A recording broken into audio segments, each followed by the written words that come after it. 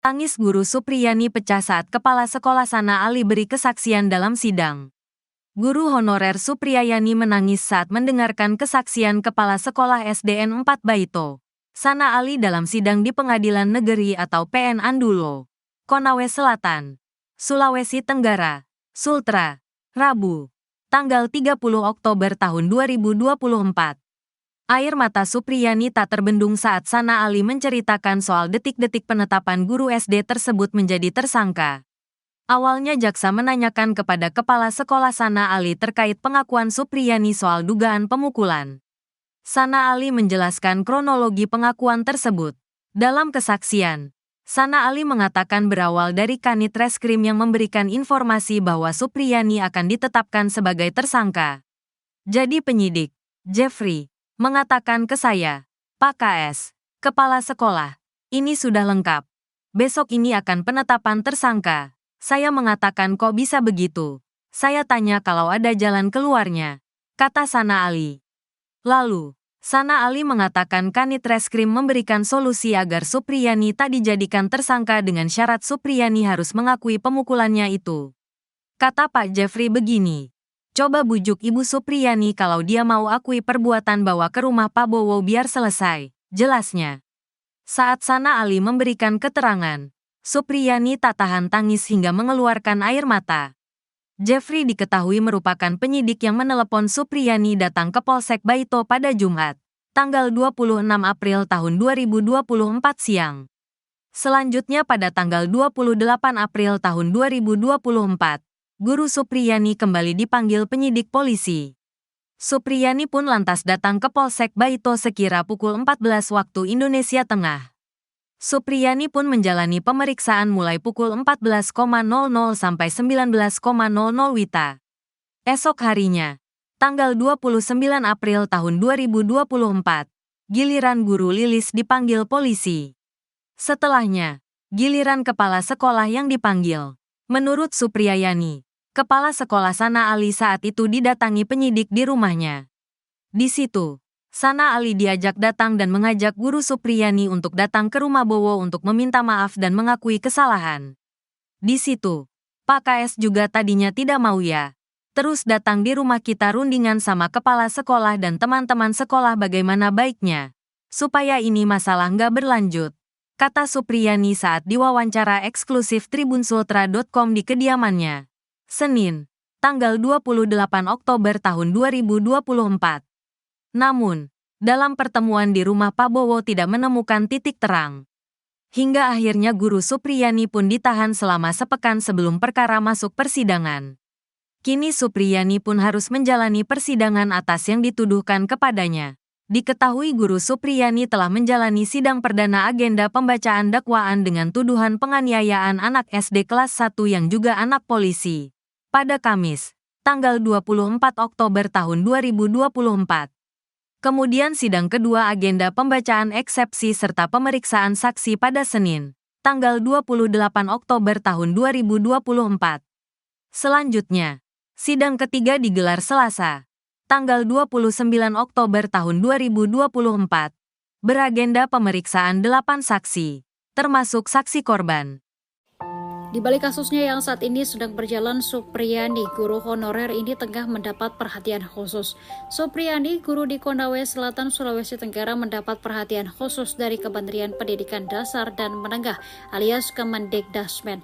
Kemendikdasmen turut menangani kasus tersebut dan merencanakan pengangkatan Supriyani sebagai guru pegawai pemerintah dengan perjanjian kerja alias P3K melalui jalur afirmasi.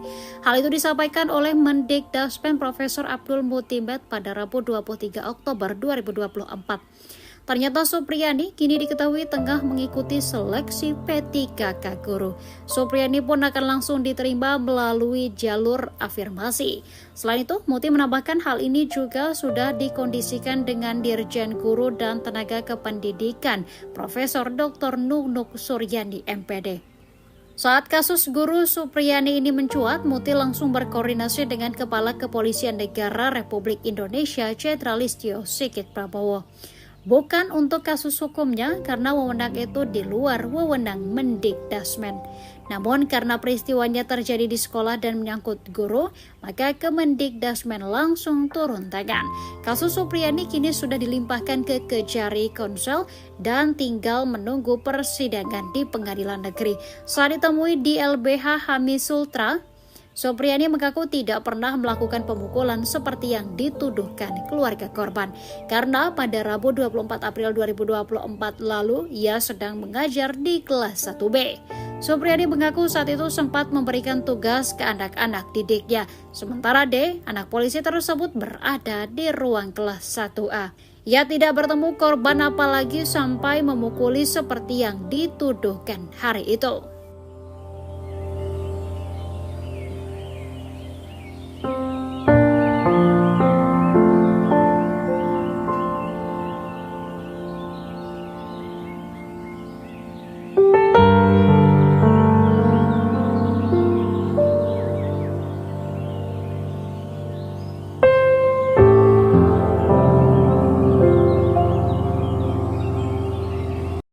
Kemudian ada juga pelanggaran kode etik dalam hal ini ya, penanganan perkara ini. Karena apa? Itu ada konflik of interest, benturan kepentingan. Karena penyidiknya dengan pelapor ini satu kantor. Kemudian juga ada pemaksaan kepada Ibu Supriyani untuk mengaku, padahal Ibu Supriyani tidak pernah melakukan. Ada permintaan uang juga 50 juta, ya. Jadi itu semua pelanggaran prosedur, ya. Karena kalau misalnya eksepsi kami diterima, itu persidangan tidak akan lanjutkan pokok perkara. Kenapa kami ingin lanjut ke pokok perkara? Karena kami ingin membuktikan bahwa Ibu Supriyani tidak bersalah dan telah dikriminalisasi. Ya, kami ingin buktikan itu. Supaya kalau Ibu Supriyani tidak terbukti bersalah dan telah dikriminalisasi, kami ingin supaya oknum-oknum tersebut yang telah membuat Ibu Supriyani tersangka, telah membuat Ibu Supriyani ditahan, harus dipertanggungjawabkan. Penyidikan ini cuma berdasarkan 3 keterangan anak ya. 3 keterangan anak. Yang kita ketahui dalam KUHP, keterangan anak ini tidak dikategorikan sebagai keterangan saksi. Kalaupun dia mau jadikan bukti petunjuk, itu penyidik tidak bisa menjadikan bukti petunjuk, nanti hakim. Karena untuk bukti petunjuk itu kewenangan hakim. Nah pertanyaannya, bukti petunjuk itu apakah dia sesuai dengan alat bukti yang lain? Kan tidak ada. Saksi-saksi yang diperiksa termasuk gurunya Ibu Lilis, ya, ini saksi dewasa disumpah pastinya. Itu sudah diperiksa dia bahwa tidak ada kejadian itu di tanggal 24 April.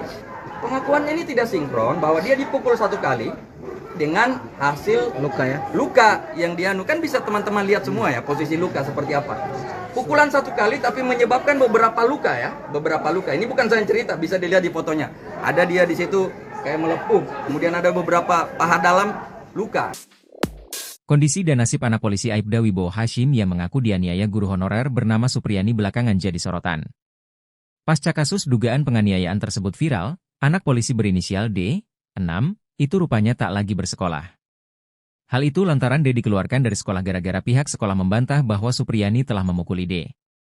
Seperti diketahui, guru Supriyani dibela Asosiasi Guru di Kecamatan Baito, PGRI juga memuat ultimatum keras untuk terduga korban yakni D. Lantaran surat tersebut beredar dan diterima keluarga Aibda Wibowo Hashim, masa depan korban kini terancam karena belum bisa bersekolah lagi. Pasca kasusnya viral, D terduga korban juga sering bertanya ke ibunya soal nasibnya. D bahkan sempat curhat ke sang ibu soal alasan kenapa ia tidak bersekolah lagi, padahal D harusnya mengenyam pendidikan di kelas 1 SD.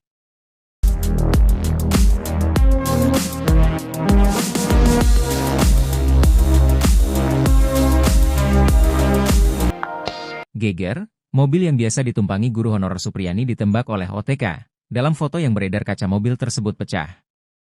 Noval, pakar forensik lulusan S2 Ilmu Forensik Unair, ungkapkan hasil analisisnya tentang tembakan pada mobil yang ditumpangi guru Supriyani.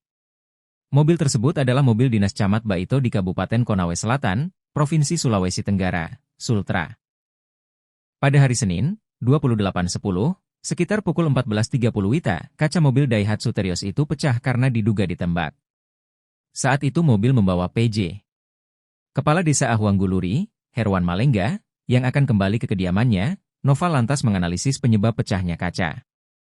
Dia menyebut ada 2 kemungkinan perihal penyebabnya, yakni diketapel menggunakan kelereng atau ditembak dengan softgun. Noval meragukan kaca mobil itu pecah karena lemparan batu.